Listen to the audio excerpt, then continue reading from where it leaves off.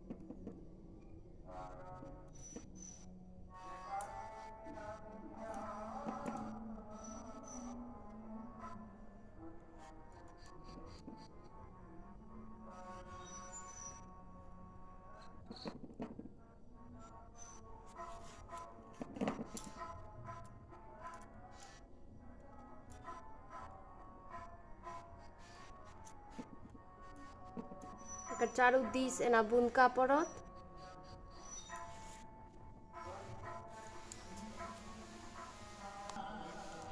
ई चतुशंख अरिपन 4टा शंख चारू कोन पर देखा रहल हैत। आब एकर दहिना और बाकी चीज सब बनत। कृषिके जते प्रतीक होइ छै गृहके।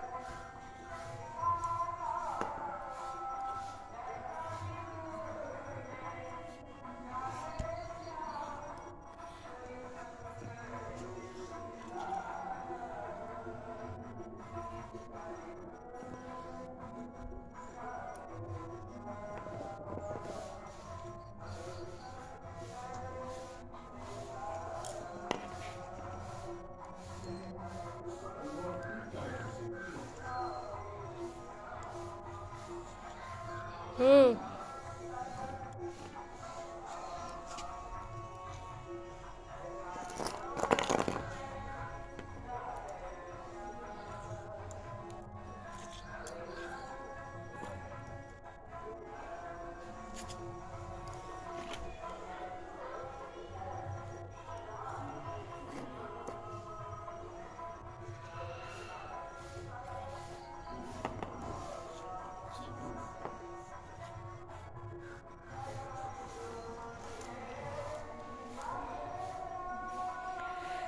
ई हरबा बनि गेल।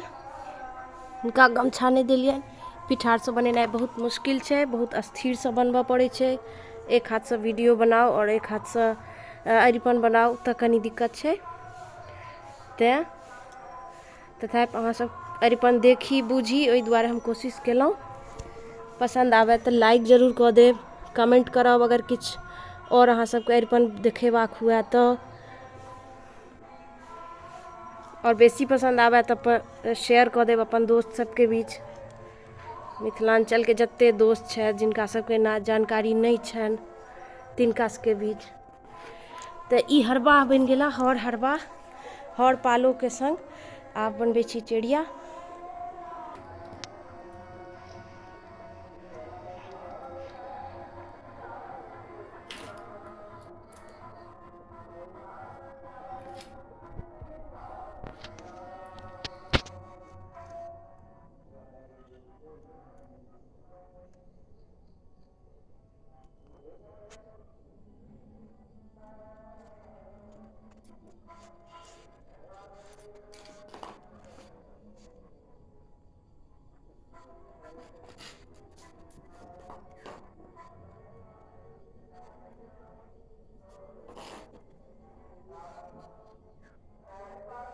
पूरा वीडियो लेना जहाँ जहाँ बना रहे हैं।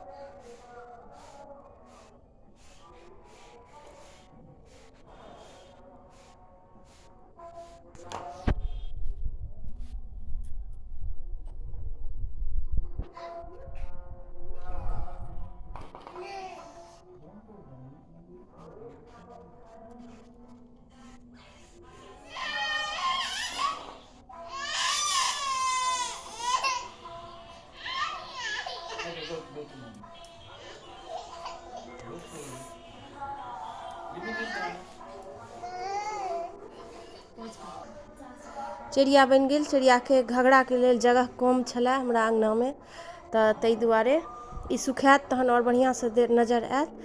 तऽ ई छलै देवउठान एकादशीके अरिपन, अहाँ सब देखलहुँ। सब पर ठोप लागि गेलै सिन्दूरके। एना अहाँ सब देखलहुँ। माटिक अङ्गना रहितै तऽ और बढ़िआँ बनतै।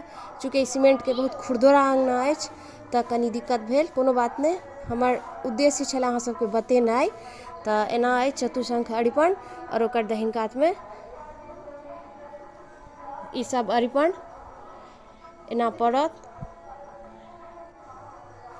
एक बेर भगवती घर तक के दर्शन करा दी। आबि गेल छी भगवती घरके देहर पर। हमर अङ्गनासँ भगवती घरके देहर बहुत दूर अछि, तेँ अरिपन तऽ इएह लड़ी अछि।